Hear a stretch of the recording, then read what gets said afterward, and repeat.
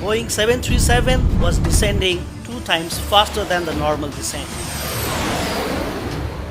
Think brake. Think brake. Think brake. Think brake. Despite the calls from the first officer to go around and a number of warnings from ground proximity warning system, the aircraft touched down, leaving 5,200 feet of the runway behind.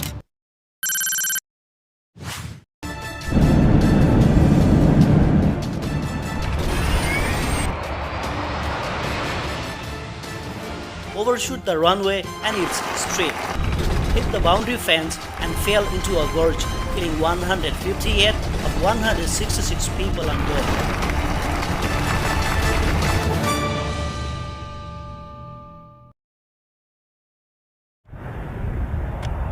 May 22, 2010. Dubai International Airport, United Arab Emirates.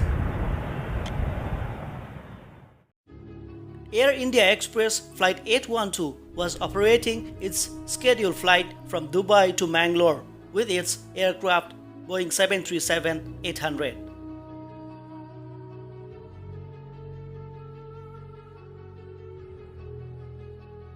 Including 4 cabin crew and 2 pilots, there were 166 occupants on board.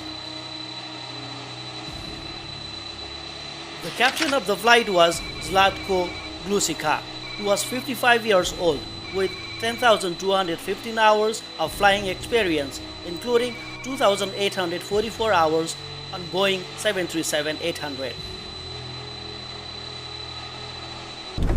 The first officer was Harbinder Singh Ahluwalia.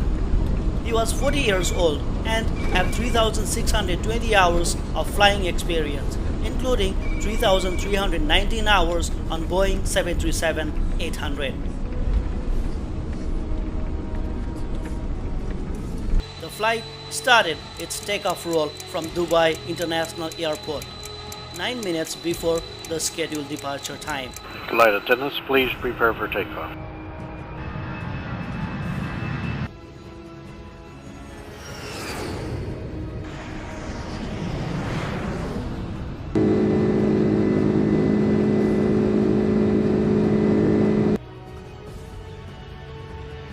The takeoff, climb, and cruise were uneventful. The crew contacted the Mangalore area controller on frequency 127.55 MHz and reported that they are over the Ikama waypoint and flying at flight level 370.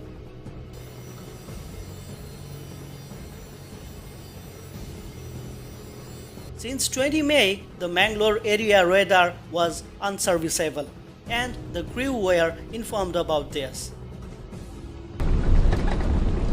Inside the cockpit, the first officer was making all the calls, and it seems that he was only one to active among 2 crew. Because when the investigators heard the cockpit voice recorder, which indicated that there was no conversation between the 2 pilots for the first 1 hour and 40 minutes of recording. And the captain was asleep with intermittent sound of snoring, deep breathing, and towards the end of this period, sound of clearing throat and coughing.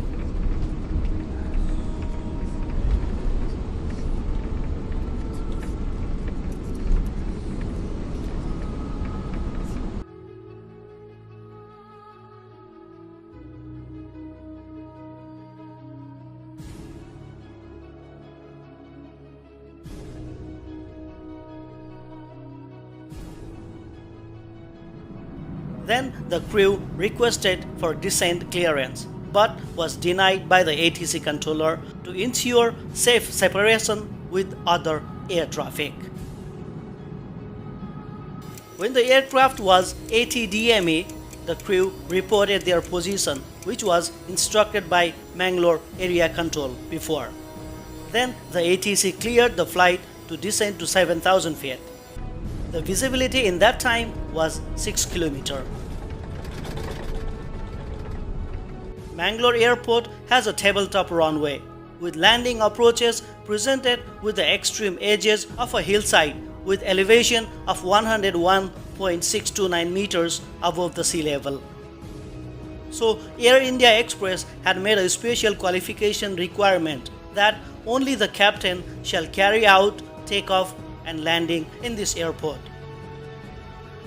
Among the crew of Flight 812, Captain Glusika had made a total of 16 landings in the past at this airport, and first officer had operated as a co-pilot on 66 flights at this airport in the past. The cockpit was silent. There was no recorded conversation regarding the mandatory preparation for descent and landing briefing.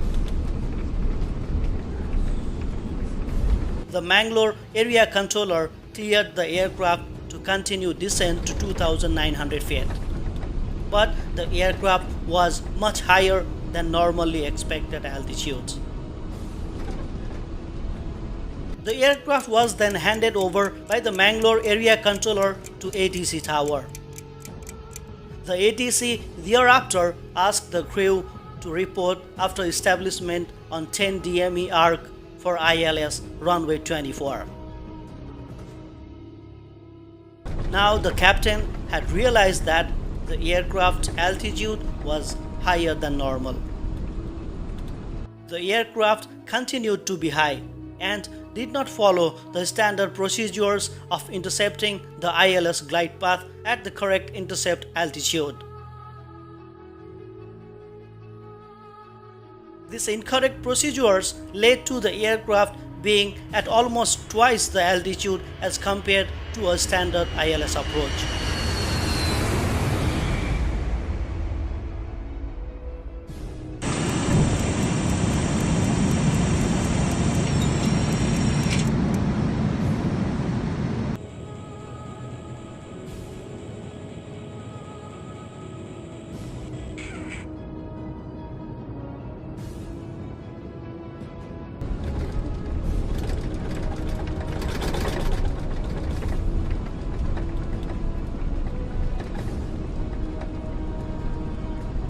Now the captain disconnected the autopilot and increased the rate of descent to establish on the desired approach path.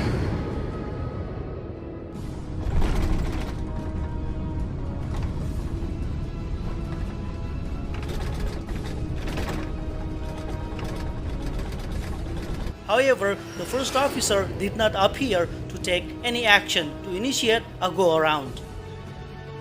The captain increased the rate of descent to almost 4,000 feet per minute. The pilots did not report having establishment on ILS approach. Instead, the ATC tower asked the crew. To this call, the captain forced the first officer to give a call of affirmative. Then ATC gave landing clearance. The aircraft was at an altitude of 200 feet when it crossed the runway threshold with a speed of 160 knots, where it should at an altitude of 50 feet with a speed of 144 knots for the landing.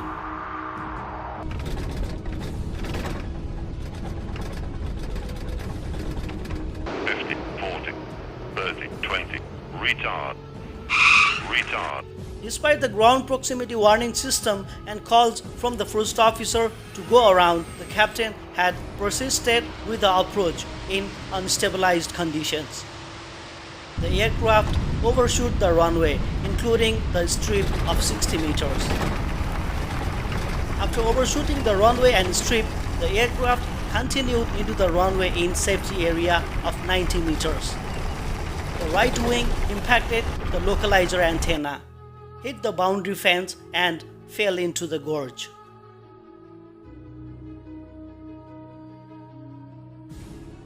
Due to impact and fire, the aircraft was destroyed. 152 passengers and all 6 crew members lost their lives.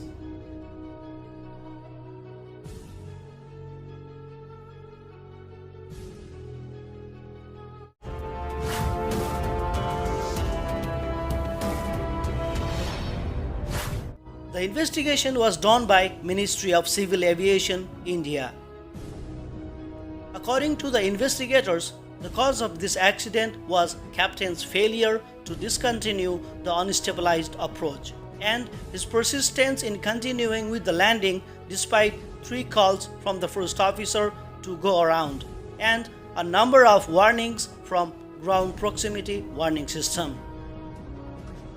In spite of availability of adequate rest period prior to the flight, the captain was in prolonged sleep during flight, which could have led to sleep inertia.